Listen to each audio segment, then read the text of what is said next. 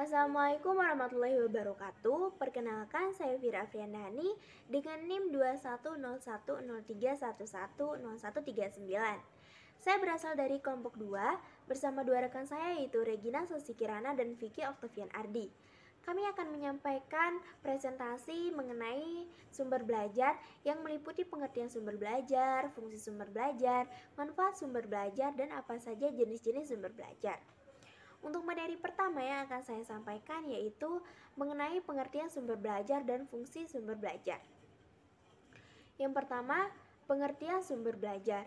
Sumber belajar terdiri atas dua kata, yaitu sumber dan belajar. Menurut KBBI, sumber berarti tempat keluar atau asal, sedangkan belajar yaitu berusaha memperoleh kepandaian atau ilmu. Seseorang dapat dikatakan belajar jika dalam diri orang tersebut terjadi suatu proses kegiatan yang mengakibatkan suatu perubahan tingkah laku. Belajar dan mengajar merupakan dua konsep yang tidak dapat dipisahkan satu sama lain. Dua konsep ini menjadi terpadu dalam satu kegiatan di mana terjadi interaksi antara guru dengan siswa, serta siswa dengan siswa pada saat pembelajaran berlangsung. Ada beberapa pengertian dari sumber belajar, yaitu yang pertama, sumber belajar adalah segala sesuatu yang dimanfaatkan oleh siswa untuk mempelajari pengalaman belajar sesuai dengan capaian pembelajaran yang telah ditetapkan. Yang kedua yaitu sumber belajar atau learning resources merupakan sumber belajar baik berupa data, orang, dan wujud tertentu yang dimanfaatkan siswa dalam belajar, baik secara terpisah juga secara terkombinasi untuk mempermudah siswa dalam mencapai tujuan belajar atau mencapai kompetensi tertentu. Yang ketiga yaitu sumber belajar sebagai semua sumber, baik itu data, manusia, ataupun barang yang bisa dimanfaatkan oleh pelajar menjadi sumber tersendiri untuk kombinasi untuk memperlancar belajar siswa yang mencakup pesan, orang, material, teknik, dan lingkungan. Yang keempat, sumber belajar bisa dirumuskan sebagai segala sesuatu yang mampu memberikan kemudahan pada siswa dalam memperoleh informasi, pengetahuan, pengalaman, dan keterampilan dalam proses belajar mengajar.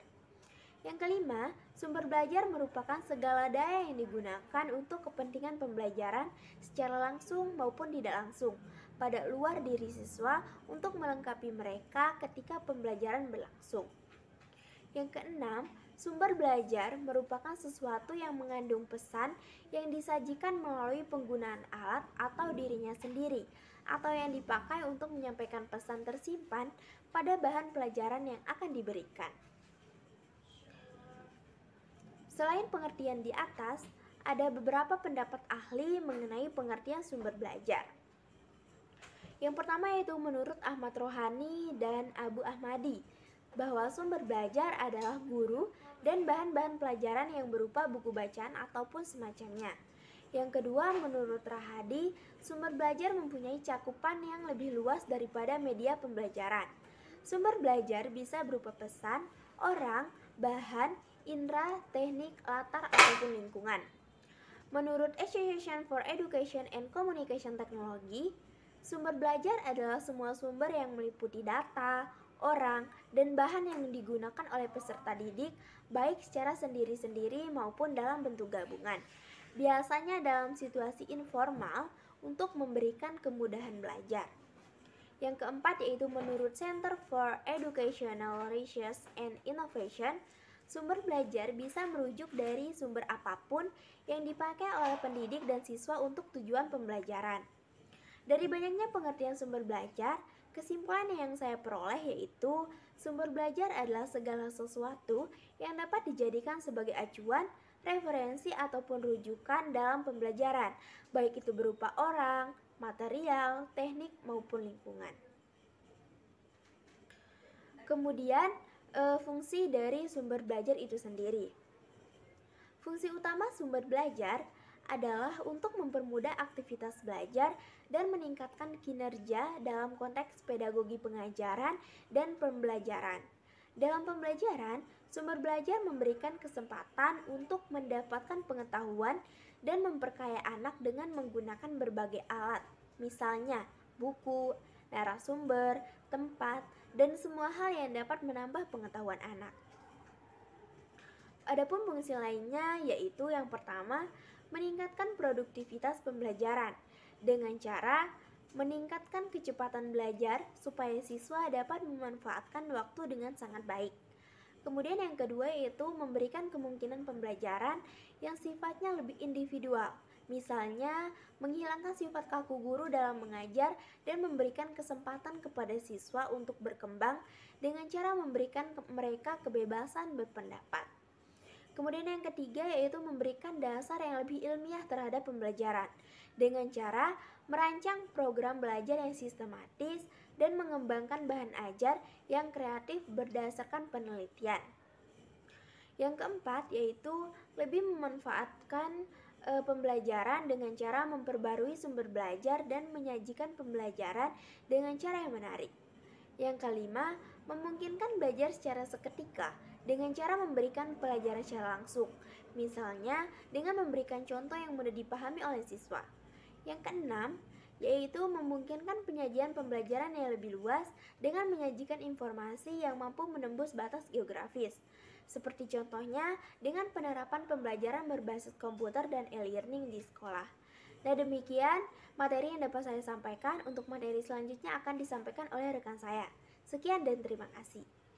Nama saya Vicky Octavian Ardi. Di sini saya akan menjelaskan tentang manfaat sumber belajar. Di sini yang pertama adalah dapat memanfaatkan segala sumber informasi menjadi sumber belajar dengan sebaik-baiknya. Kemudian yang kedua adalah memberikan pengertian kepada para peserta didik akan luas dan beraneka ragamnya sumber-sumber informasi yang dapat diperoleh dan dimanfaatkan oleh para peserta didik sebagai media pembelajarannya. Kemudian yang ketiga yakni mengganti fasilitas peserta didik dari belajar tradisional dengan menggunakan metode belajar aktif dan juga dengan didorongnya oleh keterlibatan bakat yang ada di dalam dirinya para peserta didik. Kemudian yang keempat yakni adalah meningkatkan motivasi belajar. Bagaimana caranya? Yakni dengan menyajikan kemungkinan-kemungkinan mengenai bahan-bahan pelajaran yang akan dilakukan. Kemudian yang kelima yakni memberikan kesempatan kepada peserta didik yakni untuk belajar menyesuaikan antara kecepatan dan kesanggupan para peserta didiknya. Yang keenam adalah menggunakan ruang belajar dengan lebih fleksibel dan sebaik-baiknya. Yang ketujuh yakni adalah mengembangkan kepercayaan diri dari peserta didiknya pada saat belajar agar memungkinkan mereka untuk terus belajar dan semangat di dalam sepanjang hidupnya. Adapun juga di sini sumber belajar pada saat kegiatan belajar mengajar juga dapat memberikan beberapa manfaat. Di sini terdapat 3 poin. Nah, yang pertama di sini juga adalah dapat memberikan pengalaman secara langsung. Kemudian yang kedua adalah menyajikan sesuatu yang tidak mungkin ditinjau secara langsung dengan konkret. Misalnya ini seperti halnya model, kemudian ada foto, terus ada denah dan juga lain sebagainya. Kemudian di sini yang terakhir adalah dapat menambah dan memperluas pengetahuan dan pengalaman para peserta didiknya. Selanjutnya akan dibacakan oleh teman saya. Assalamualaikum warahmatullahi wabarakatuh. Perkenalkan, saya Regina Sasi Kirana dengan NIM 210, 103, 110, 130. Di sini saya akan menyampaikan materi tentang jenis-jenis sumber belajar. Jenis sumber belajar yang pertama yaitu pesan atau message, yaitu sebagai bahan atau sumber belajar berupa informasi. Pesan atau message ini dapat berupa pesan formal, yaitu informasi dari lembaga resmi negara, pemerintah, ataupun non-pemerintah. Contohnya itu dapat berupa surat permohonan, surat keputusan, surat edaran, surat perintah maupun surat undangan. Lalu yang kedua ada pesan informal, yaitu informasi yang berasal dari masyarakat sekitar. Contohnya seperti cerita rakyat, legenda, candi maupun prasasti. Lalu ada media cetak berupa buku, koran, majalah, dan media elektronik berupa televisi, radio, laptop maupun internet. Jenis sumber belajar yang kedua yaitu orang atau people, sebagai bahan atau sumber belajar untuk memperoleh info dan pengetahuan dari orang lain. Orang atau people ini dibagi menjadi dua kelompok. Kelompok yang pertama yaitu kelompok orang yang dilatih secara khusus dan dididik secara profesional untuk menjadi pendidik. Contohnya yaitu guru, kepala sekolah, dosen, pelatih, instruktur, dan sebagainya. Lalu kelompok yang kedua yaitu kelompok orang yang tidak terbatas selain di bidang pendidikan. Contohnya seperti petani, arsitek, polisi, psikolog, pengusaha, dan sebagainya. Lalu sumber belajar yang ketiga yaitu bahan atau material, yaitu program pendukung untuk menyimpan pesan-pesan pembelajaran seperti audio maupun video. Lalu yang keempat ada alat atau device, yaitu sarana atau alat bantu untuk menyampaikan bahan pembelajaran. Contohnya seperti tape recorder maupun proyektor.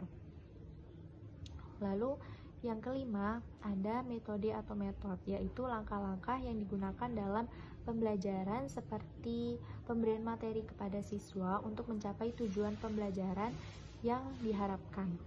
Metode atau metode ini dapat berupa diskusi, praktikum, tanya jawab, ceramah, dan sebagainya. Lalu jenis-jenis sumber belajar yang terakhir yaitu latar atau setting, situasi dan kondisi lingkungan belajar. Latar atau setting ini dibagi menjadi dua. Yang pertama ada latar fisik berupa ruang kelas, perpustakaan, laboratorium, rumah, kamar. Dan latar non-fisik ini dapat berupa suasana belajar, sirkulasi udara, maupun kondisi psikologis peserta didik.